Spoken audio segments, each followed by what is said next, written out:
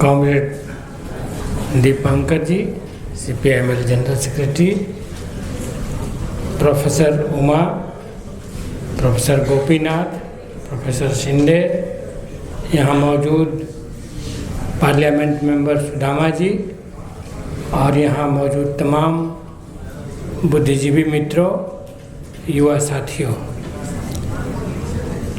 अब बातें बहुत हो चुकी हैं, बहुत कुछ नहीं कहना है। नहीं, वक्ताओं ने जो बातें रखी हैं उसमें से कोई निचोड़ निकालने जैसी बात है। दो तीन बातें मुझे कहनी है। जब 1857 चल रहा था तो यूरोप को घमंड था, इंग्लैंड को, कि वो सबसे सिविलाइज्ड हैं और पूरी दुनिया को वो सिविलाइज्ड बनाने के अभियान में निकले हैं। इस उनके सिविलाइज्ड होने पर सबसे पहला सवाल कार्ल मार्क्स ने उठाया था 1857 के तमाम जो यहाँ पर अंग्रेज़ों का दमन चल रहा था उसका उदाहरण देते हुए। और अभी जो वंदे मातरम पर डिबेट पार्लियामेंट में चला उसमें भी हमने भी भाग लिया। विपक्ष के कई सांसदों ने बहुत मजबूती के साथ रखा अपनी बातों को और ये अंतिम में हमने भी कंक्लूड करते हुए कहा था कि धर्म के आधार पर बंग भंग हुआ था और कलकत्ता की गलियों पर रविंद्रनाथ के साथ साथ हजारों लाखों बंगाल वासियों ने मार्च किया था वंदे मातरम गाते हुए। तो इस बार फिर से फांसीवादी ताकतों के खिलाफ वंदे मातरम का नारा बंगाल में गूंजेगा और इनको शिकस्त बंगाल की जनता दे, ये हमने अपनी इच्छा जाहिर की थी। लेकिन पार्लियामेंट में एक बात रखते हुए कि बार बार गांधी जी, सुभाष चंद्र बोस वंदे मातरम के कंटेंट को लेकर के गुरुदेव के पास गए, यानी कवि गुरु रविंद्रनाथ के पास गए, तो केवल वो उनकी काबिलियत, साहित्य की जानकारी, नोबेल पुरस्कार विजेता इस हैसियत से नहीं गए। वो गए इस हैसियत से कि रविंद्रनाथ ने वो अथॉरिटी हासिल की थी। जब जलियांवाला बाग कांड हुआ, बर्बर जनसंहार, तो कोई बोल नहीं रहा था देश में। ये रविंद्रनाथ थे जिन्होंने नाइट की उपाधि अंग्रेज़ों को लौटा दी। ये अथॉरिटी फ्रीडम मूवमेंट के दरमियान वो विद्वान तो थे ही, बड़े कवि थे ही, विश्व कवि थे,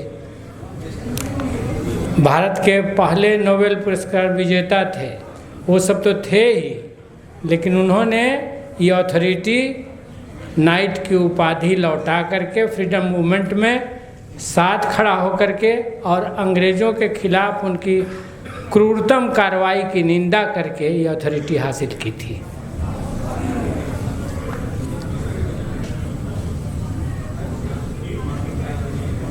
प्यार और घृणा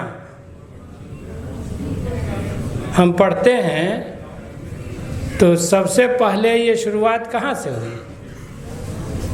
ग्लेडिएटर हुआ करते थे जिनको आदमी से आदमी को नफरत करना सिखाया जाता था रोम में, रोम के सामंतों के जरिए। स्पार्टकस ने कहा कि नहीं, आदमी आदमी से प्रेम करेगा और वो बगावत में उठ खड़ा हुआ। तो हमारी पृष्ठभूमि बहुत लंबी चौड़ी है। कम्युनिस्ट मूवमेंट की पृष्ठभूमि पूरा सदियों से जो संघर्ष की धारा है। हम मुख्य बात ये जानते हैं कि शोषित के पक्ष में हम हैं, हम करुणामय हैं, हम गरीब के पक्ष में हैं, हम प्रगति के पक्ष में हैं। अपनी बात ख़त्म करूँगा एक चिट्ठी इस किताब के बैक पर छपी है, उसके पहला पैरा को ख़त्म करके, जो भगत सिंह, राजगुरु और सुखदेव ने लिखी है पंजाब के उस समय के गवर्नर को।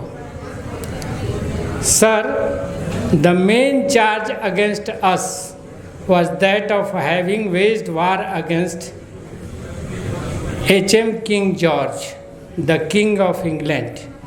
Let us declare that the state of war does exist and shall exist so long as the Indian toiling masses and the natural resources are being exploited by a handful of parasites. They may be purely British capitalist or mixed British and Indian, or even purely Indian. They may be carrying on their insidious exploitation through mixed or even on purely Indian bureaucratic apparatus. All these things makes no difference. The war shall continue. तो ये vision Bhagat Singh का, भगत सिंह को मैं मानता हूँ कि इस देश में हमारी आइडियोलॉजी को एक नई धार देने वाले रहे हैं और निडर, बेखौफ। और दूसरा, लेखन में मैं देखता हूँ, साहित्य में प्रेमचंद का नाम लेना चाहता हूँ। पहले पृथ्वीराज रासो तो राजाओं के गुणगान में चीज़ें चलती थीं। पहली बार आम आदमी को, मजदूर को, किसान को किसी ने नायक बनाया। प्रेमचंद प्रगतिशील लेखक संघ से थे, और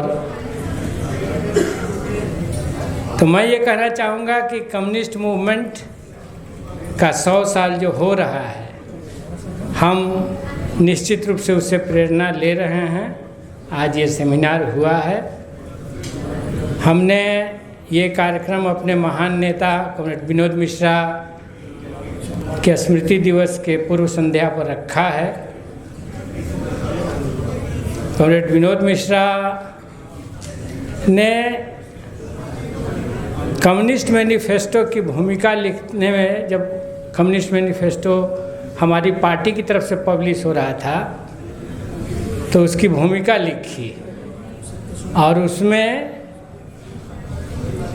जिस बात को आज कॉमरेड दीपंकर जी ने आगे बढ़ाया कि कम्युनिस्टों को डेमोक्रेटिक स्ट्रगल का, देश में जो दूसरी आज़ादी की लड़ाई चल रही है देश में, इसका अगुवा बनना होगा, इस बात को उसमें उन्होंने रेखांकित किया, उसकी चर्चा की। आज परमाणु बिल पर चर्चा हो रहा था पार्लियामेंट में, और अब बात केवल इतनी नहीं रह गई है कि जो चीज़ें हासिल थी वो ख़त्म हो रही हैं। केवल बात इतनी नहीं है, बात आगे बढ़ गई है कि पुरानी चीज़ों को जो जमींदारों के पक्ष में, जो पूंजीपतियों के पक्ष में थीं, उनको रीएस्टैब्लिश किया जा सकता है कि नहीं। इस परमाणु बिल में नुकसान की जवाबदेही पूंजीपतियों को नहीं है। वो परमाणु कार्यक्रम में निजी उपयोग के लिए उनके रिएक्टर्स लगेंगे, लेकिन नुकसान होगा तो इसकी भरपाई जनता के पैसों से करवाई जाएगी। ये लाने की कोशिश की जा रही है। जो हमने ये अभी पढ़ा कि हमारे रिसोर्सेस पर निजी पूंजीपतियों का, कॉरपोरेट्स का कब्जा करके हर चीज़ का, संस्थान का और संसाधनों का धीरे धीरे एक नई गुलामी थोपने की कोशिश जारी है। तो मैं यहाँ युवा चेहरों को देख रहा हूँ, उनको पढ़ रहा हूँ कि वे इस चुनौती का मुकाबला करने के लिए बिल्कुल तैयार हैं, और हम आशान्वित हैं। आज़ादी जीतेगी, गुलामी को शिकस्त होगा, और मानवता एक नए इतिहास की रचना करेगी। बहुत बहुत धन्यवाद, शुक्रिया।